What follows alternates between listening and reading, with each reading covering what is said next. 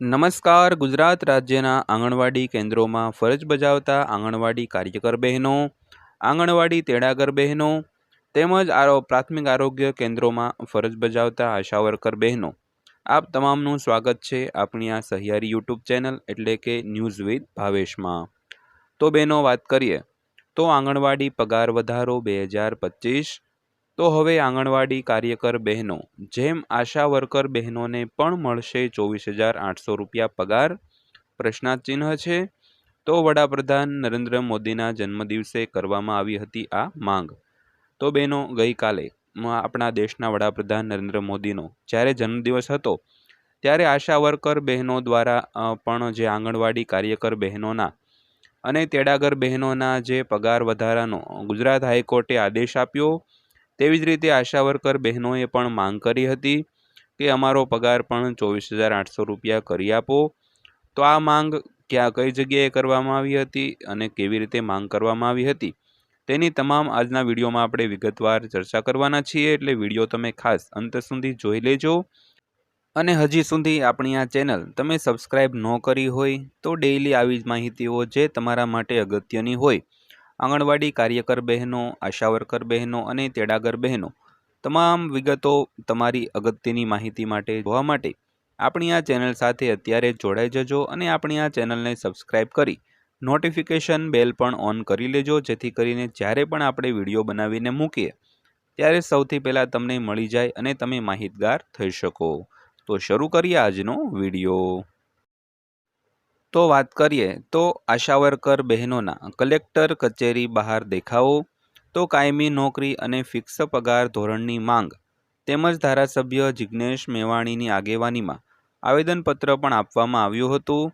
તો વડાપ્રધાન નરેન્દ્ર મોદીના જન્મદિવસે અમદાવાદ આશા વર્કર યુનિયન દ્વારા જિલ્લા કલેક્ટર કચેરી બહાર દેખાવ કરીને ધારાસભ્ય જિગ્નેશ મેવાણીની આગેવાનીમાં પડતર પ્રશ્નોને લઈને જિલ્લા કલેક્ટરને આવેદનપત્ર આપવામાં આવ્યું હતું.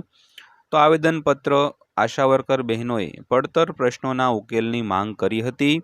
તો જેમાં આશા વર્કર બહેનોના મોબાઈલથી ઓનલાઈન કામગીરીની ફરજ બંધ કરવા, ઇન્સેન્ટિવ પ્રથા બંધ કરી કાયમી કર્મચારી અને ફિક્સ પગાર ધોરણ અંતર્ગત વેતન આપવા માંગ કરવામાં આવી હતી.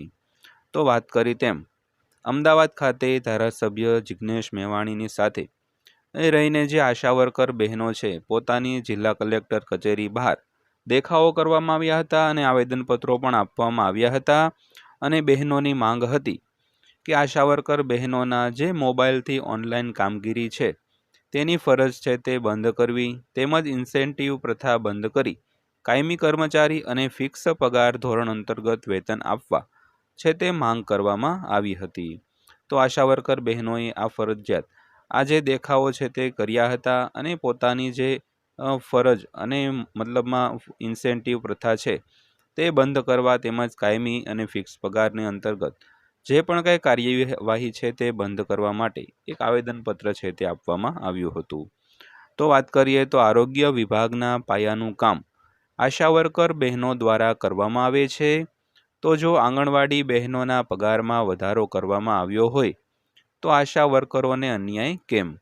તો વર્ષ 2004થી આશા વર્કર બહેનો સેવા આપી રહી છે, ત્યારે તેમને કાયમી કરવામાં આવે તો તેમને વર્ગ 4ના કર્મચારી મુજબનું લઘુત્તમ વેતન આપવામાં આવે. તો આપણે વાત કરી તેમ આરોગ્ય વિભાગ એટલે કે પ્રાથમિક આરોગ્ય કેન્દ્રોમાં જો કોઈ પાયાનું કામ કરતા હોય તો તે આશા વર્કર બહેનો છે. અને આ જો બહેનો માટે જે માંગણી કરવામાં આવી રહી છે, તો બહેનો એવું કહી રહ્યા છે કે જો આંગણવાડી બહેનોના પગારમાં વધારો કરવામાં આવ્યો હોય, ભલે તે હજી સુધી ચૂકવવામાં નથી આવ્યો, પરંતુ ગુજરાત હાઈકોર્ટે જાહેરાત કરી છે, તો આશા વર્કર બહેનો સાથે અન્યાય કેમ?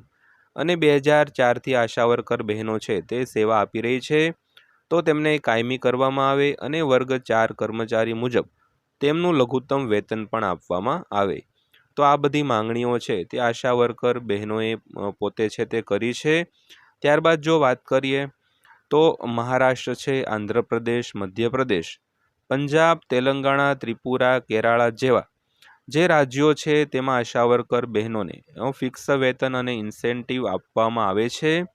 ઉપરાંત નિવૃત્તિ પેન્શન, ગ્રેચ્યુઇટી અને પ્રોવિડન્ટ ફંડની પણ માંગ કરવામાં આવી છે. તો આ બધા જે રાજ્યો છે જેવા કે મહારાષ્ટ્ર, આંધ્રપ્રદેશ, મધ્યપ્રદેશ, પંજાબ તેમજ તેલંગાણા, ત્રિપુરા અને કેરાલા, આ જે બધા રાજ્યો છે તેમાં તમામ આશા વર્કર બહેનોને ફિક્સ વેતન તેમજ ઇન્સેન્ટિવ છે તે આપવામાં આવે છે. તો ગુજરાત રાજ્યમાં હજી સુધી કેમ? તે ઉપરાંત ત્યાંની જે આશા વર્કર બહેનો છે તેમણે નિવૃત્તિ પેન્શન, ગ્રેચ્યુઇટી અને પ્રોવિડન્ટ ફંડની પણ જે માંગણી છે તે કરવામાં આવી હતી. તો આ તમામ સેવાઓ છે તે આ રાજ્યોની સરકાર જો આપતી હોય તો ગુજરાત સરકાર કેમ ન આપે? તો અમદાવાદ શહેરના નોન સ્લમ વિસ્તારોમાં આશા વર્કરને 50% ટોપ અપ ચાલુ કરવાની માંગ કરવામાં આવી છે. તો ધારાસભ્ય જિગ્નેશ મેવાણીએ જણાવ્યું હતું કે આશા વર્કર બહેનો આરોગ્ય વિભાગના પાયાની ઈંટ સમાન છે. તો રાજ્યમાં પોલિયો નાબૂદી, માતા મૃત્યુદર ઘટાડો વગેરેમાં આશા વર્કર બહેનો મહત્વનો ભાગ છે. તો તેમને લઘુત્તમ વેતન આપીને કાયમી નોકરી આપવી જોઈએ. તો આ તેઓ વડાપ્રધાનની બહેનો જ છે. તો વાત કરી તેમ ધારાસભ્ય જિગ્નેશ મેવાણીએ આશા વર્કર જે બહેનો છે તેમને ફૂલ સપોર્ટ આપ્યો હતો અને તેમણે એમ પણ જણાવ્યું હતું કે આરોગ્ય વિભાગના જે પાયાની ઈંટ ગણી શકાય આશા વર્કર બહેનોનું કામ એવું છે. તેમજ જો રાજ્યમાં પોલિયો નાબૂદી, માતા મૃત્યુદર ઘટાડો વગેરેમાં જે આશા વર્કર બહેનો છે તેનો મહત્તમ ભાગ છે તો તેને લઘુત્તમ વેતન આપી અને જે કાયમી નોકરી છે તે કરી આપવી. ત્યારબાદ વાત કરીએ તો ઇન્સેન્ટિવ જેવી શોષણભરી પ્રથા બંધ કરો અને સમાન કામ સમાન વેતન આપો. તેમજ જો વધુમાં જણાવ્યું હતું કે ઇન્સેન્ટિવના નામ ઉપર ભરપૂર શોષણ આ કેન્દ્ર સરકાર અને રાજ્ય સરકારે કર્યું છે. તો આજે મોદી સાહેબના જન્મદિવસે અમે માફ કરવા માટે તૈયાર છીએ, પણ સાથે સાથે ભેટ સ્વરૂપે બંધારણનું પાલન કરે. મોદી સરકાર અને બહેનોને ઇન્સેન્ટિવ જેવી શોષણભરી પ્રથા નાબૂદ કરી સમાન કામ સમાન વેતન અને હાઈકોર્ટે ₹24,800ના આંગણવાડી બહેનો માટે ચુકાદો આપ્યો. એવા જ ચુકાદાને માન્ય રાખી અને આશા વર્કર, ફેસિલિટર બહેનોને બી આર્થિક રીતે મજબૂત કરી અને નારી સશક્તિકરણનું ઉદાહરણ પૂરું પાડે, એ બહેનોની માંગ હતી. તો ત્યારબાદ વાત કરીએ તો જો બહેનો પાસે કામ કરાવવું છે તો યોગ્ય વળતર પણ આપવું જોશે. વધુમાં એ કહ્યું કે અધિકારીઓ જેટલું કામ કરાવે છે, બધી યોજનાઓ છે તે માથા ઉપર લાગે છે પરંતુ વળતર મજૂર જેટલું પણ મળતું નથી. તો બહેનોને કામ તમારે કરાવવું છે તો સારામાં સારું અમને વળતર આપો. મોંઘવારી તમને બધાને ખબર છે કે ₹1200 ગેસનો બાટલો, ઘર ભાડું ક્યાં પહોંચી ગયું, લાઇટ બિલ ક્યાં પહોંચી ગયું, કરિયાણું ક્યાં પહોંચી ગયું, તેમજ પેટ્રોલ ડીઝલ તો અમે ગણતા જ નથી. તો આટલા બધા રૂપિયામાં 2000માં અને 5000માં કોનું ઘર ચાલે? તો ખૂબ સરસ વાત કરી કે મોંઘવારી જો આટલી બધી વધી ગઈ છે અને આ 2000-5000 રૂપિયાનું જે વેતન આપતા હોય તો તેમાં કોનું ઘર ચાલે? તો આ બધી વાત જે છે તે આશા વર્કર બહેનોએ સરકાર સમક્ષ મૂકી હતી અને મોદી સાહેબના જન્મદિવસ નિમિત્તે આશા વર્કર બહેનોએ અમદાવાદ કલેક્ટર કચેરીમાં પોતે છે તે આવેદનપત્ર આપ્યું હતું અને આ જે માંગણીઓ છે તે કરવામાં આવી હતી. તો આ રીતની આજના વિડીયોમાં આપણે વાત હતી, તો વાત વિગતવાર સમજાવવાનો તમને પ્રયાસ કરેલો છે. વિડીયો અંત સુધી જોયો બદલ આપનો દિલથી આભાર. વિડીયો પસંદ આવ્યો હોય તો વિડીયોને એક લાઇક આપી દેજો અને આપણી આ ચેનલ પણ સબસ્ક્રાઈબ કરી લેજો.